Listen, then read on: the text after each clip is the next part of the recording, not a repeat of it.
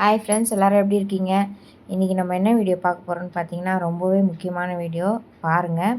ஏன்னா இது வந்து நம்ம வெளியில் போய் சாப்பிடும்போது என்னென்ன மாதிரிலாம் கொடுமைகள் நடக்குதுன்னு நீங்களே பாருங்கள். இந்த வாரம் ஞாயிற்றுக்கிழமை பார்த்தீங்கன்னா, ஒரு குழந்தைங்க கூட்டிக்கிட்டு 2 குழந்தைங்கள கூட்டிக்கிட்டு ஒரு ஹஸ்பண்ட் ஒய்ஃப் வந்து பெசன்ட் நகர் பீச்சுக்கு போயிருக்காங்க. போயிட்டாங்க, ஜாலியாக கொஞ்ச நேரம் என்ஜாய் பண்ணிவிட்டு, சரி குழந்தைங்க கேட்டாங்கன்னா, இந்த அங்கே பொரிச்ச மீன் விற்பாங்க பாருங்கள், அது வாங்கி கொடுத்துருக்காங்க. அதை வாங்கி கொடுத்தா பாதி சாப்பிட்ருக்காங்க. சாப்பிடும்போது இந்த கொ இன்னொரு அந்த குழந்த வந்து மண்டைக்கிட்ட மீன் மண்டைக்கிட்ட ஓப்பன் பண்ணால் ஒரு 200 புழு கிட்ட இருந்துதாம்.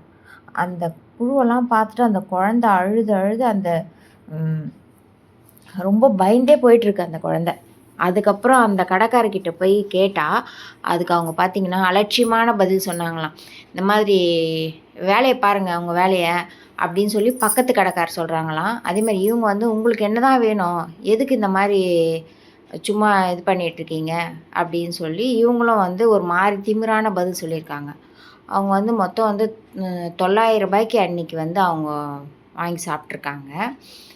இந்த மாதிரி கடைக்கு நம்பி வராங்க. வரவங்களுக்கு இந்த மாதிரி கெட்ட பொருளை கொடுக்கலாங்களா? நீங்களே சொல்லுங்கள். அதுவும் குழந்தைங்கள கூட்டிகிட்டு வந்திருக்காங்க. அந்த குழந்தைங்களுக்கு எதனா ஆச்சுன்னா என்ன பண்ணுவாங்க?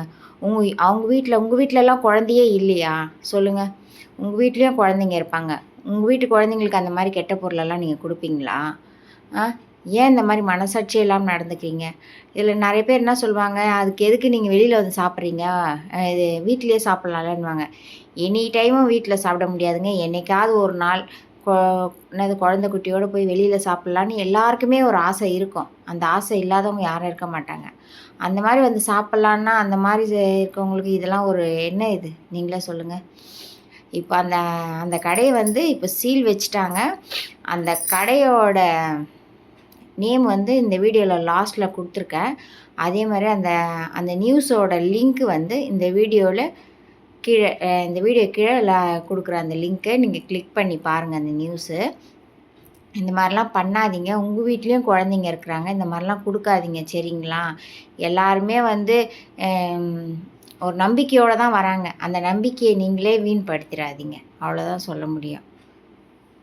ரொம்ப மனசு கஷ்டமாக இருக்குது ஃப்ரெண்ட்ஸ், இந்த வீடியோ நான் பார்த்ததுலேருந்து. நீங்களும் பாருங்கள். அந்த வீடியோட லிங்க் நான் கொடுக்குறேன். கிளிக் பண்ணி நீங்களே பாருங்கள். பெசன்ட் நகர் பீச்சில் அந்த கடையோட ஃபோட்டோவும் நான் இந்த வீடியோவில் லாஸ்ட்டில் போட்டிருக்கேன், பாருங்கள்.